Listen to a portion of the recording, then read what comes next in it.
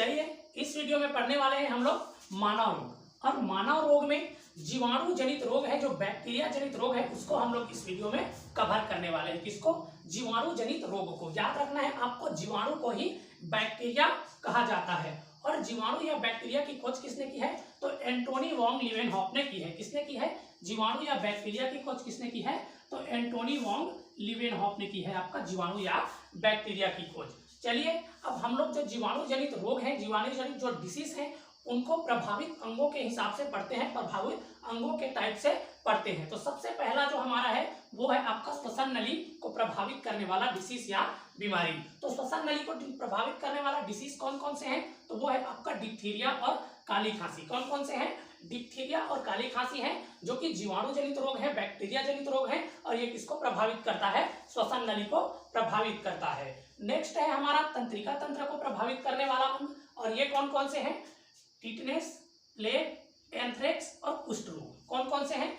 Tetanus, plague, anthrax और कुष्ठ रोग हैं। ये क्या हैं? आपके तंत्रिका तंत्र को प्रभावित करने वाले रोग हैं और जीवाणु और बैक्टीरिया जनित रोग हैं। तो सबसे पहले टिटनेस की बात कर लेते हैं। तो टिटनेस किससे होता है? तो ये जंग लगे लोहे से कटने फटने से क्या होता है? हमारा टिटनेस का रोग हो जाता है। इसके लिए हम लोग टिटनेस की टीका लगाते हैं। प्लेग है, वो भी आपका जीवाणु और बैक्टीरिया जनित रोग है। और एंथ्रेक्स की बात करें तो ये भी एक बैक्टीरिया जनित रोग है, जीवाणु जनित रोग है। और इसका उपयोग जैविक हथियारों के रूप में भी किया जाता है। किसके रूप में? जैविक हथियारों के रूप में किया जाता है आपका एंथ्रेक्स का उपयोग। नेक्स्ट है आपका कुष्ठ रोग।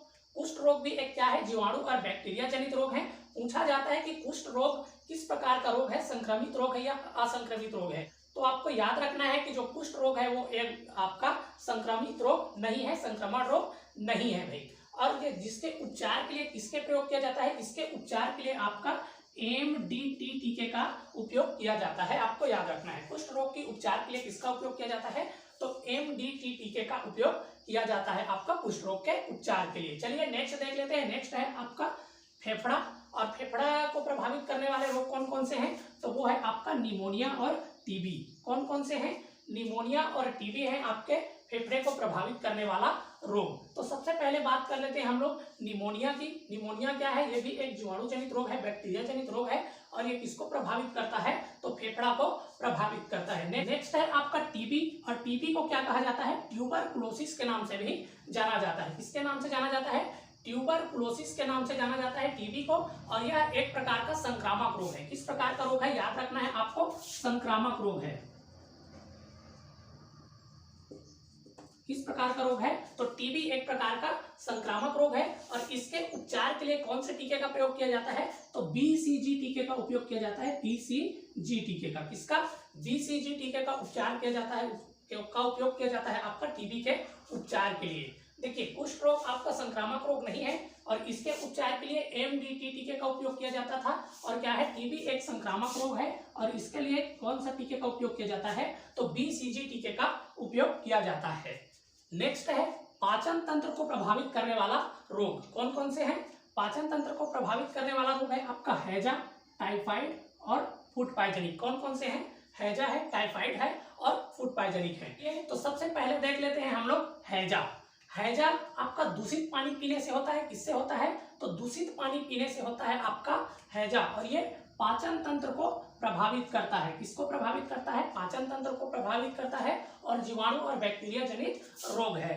ठीक है। और हैजा के जो बैक्टीरिया है उसको क्या कहा जाता है? तो विब्रियो कोलेराई बैक्टीरिया कहा जाता है। क्या कहा जाता है आपका? विब्रियो कोलेराइस कहा जाता है। कोलेराई, विब्रियो कोलेराइस बैक्टीरिया कहा जाता है। आपका हैजा के जो बैक्टीरिया है उसको क्या कहा जाता है? विब्रियो कोलेराई बैक्टीरिया कहा जाता है। नेक्स्ट है आपका टाइफाइड। और टाइफाइड भी आपका दूषित पानी पीने से होता है। और इसके जो बैक्टीरिया है उसको क्या कहा जाता है? तो सोलमेलम टाइफोरा कहा जाता है। क्या कहा जाता है? सोलमेलम, सोलमेलम टाइफोरा कहा जाता है। सोलमेलम टाइफोरा के नाम से जाना जाता है आपका जो टाइफाइड के बैक्टीरिया है उसको, जीवाणु है उसको। ठीक है। और आपका फूड पॉइजनिंग है वो भी क्या है? आपका जीवाणु जनित रोग है, बैक्टीरिया जनित रोग है। चलिए एक और रोग को आपको याद करना है, सुजाक सिफिलिस, जो कि जनन ग्रंथि को प्रभावित करता है। कौन? सुजाक सिफिलिस। सुजाक सिट्रीस, ये क्या करता है, आपका जनन ग्रंथि को प्रभावित करता है।